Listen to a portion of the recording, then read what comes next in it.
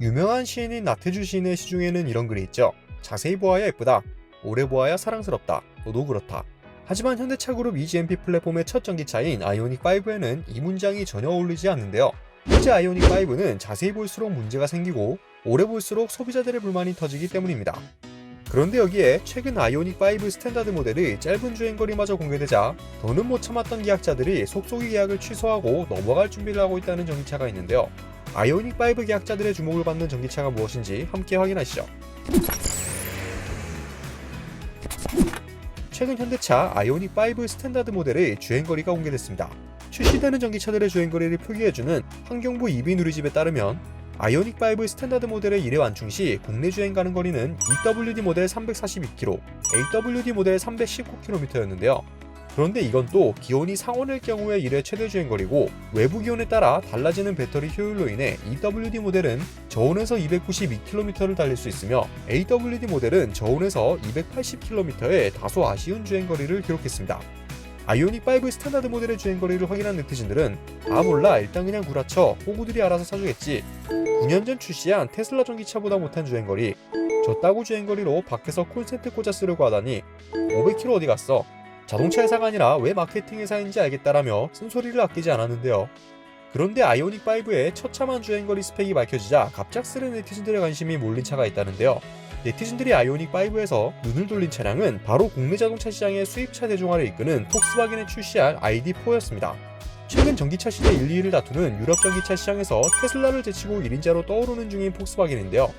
폭스바겐이 이처럼 전기차 시장에서 두각을 나타내는 이유는 내연기관을 바탕으로 유럽에 쌓았던 이미지와 더불어 전기차인 ID4와 ID3의 선전이 크게 작용한 결과였습니다.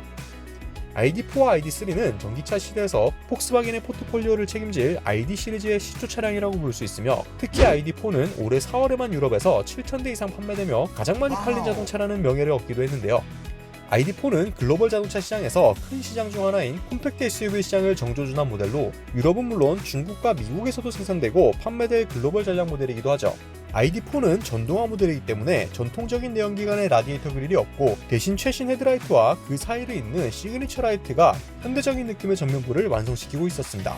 여기에 폭스바겐은 ID4도 최근 시장에서 가장 저렴한 AWD 순수 전기차라는 슬로건을 내세우며 AWD 모델을 출고함과 동시에 가격 및 트림 정보도 함께 공개했는데요.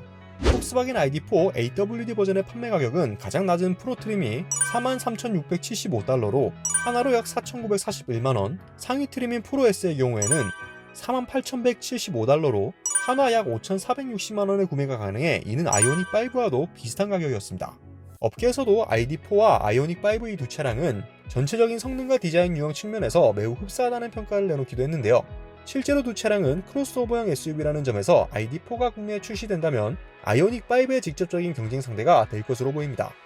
그렇다면 아이오닉5의 최대 단점으로 꼽히는 최대 주행 가는 거리를 두고 비교해보면 ID4는 WLTP 기준 완충 시 520km를 달릴 수 있었는데요. 반면 아이오닉5 롱레인지 1회 완충 시 주행 가는 거리는 같은 WLTP 기준 480km로 유럽의 사양과 다르지만 않게 국내로 들어온다면 주행거리가 더 길 것으로 예상되는 ID4였습니다. 하지만 아이오닉5도 ID4를 유일하게 씹어먹어버릴 장점 하나가 있었는데요. 바로 실내 공간이었습니다. 두 차량은 모두 각 브랜드 내에서 중형 SUV 포지션을 맡고 있지만 아이오닉5의 LBS는 3000mm고 ID4는 2770mm로 다소 차이가 나기 때문에 역시 현대차의 실내 공간 뽑는 실력만큼은 세계 탑 클래스라 봐도 무방할 정도였습니다.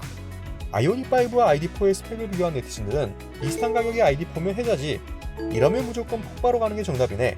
둘 다 못생기긴 했는데 ID4가 좀 더 낫다라는 반응을 보이고 있는 상황인데요.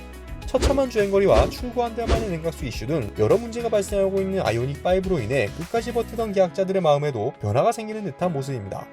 비슷한 가격대를 형성하는 아이오닉5와 2022년 국내 출시가 예정된 ID4 중 여러분이라면 어떤 차를 선택하실 건가요? 댓글로 남겨주시면 감사하겠습니다. 오토포스트 이슈플러스였습니다.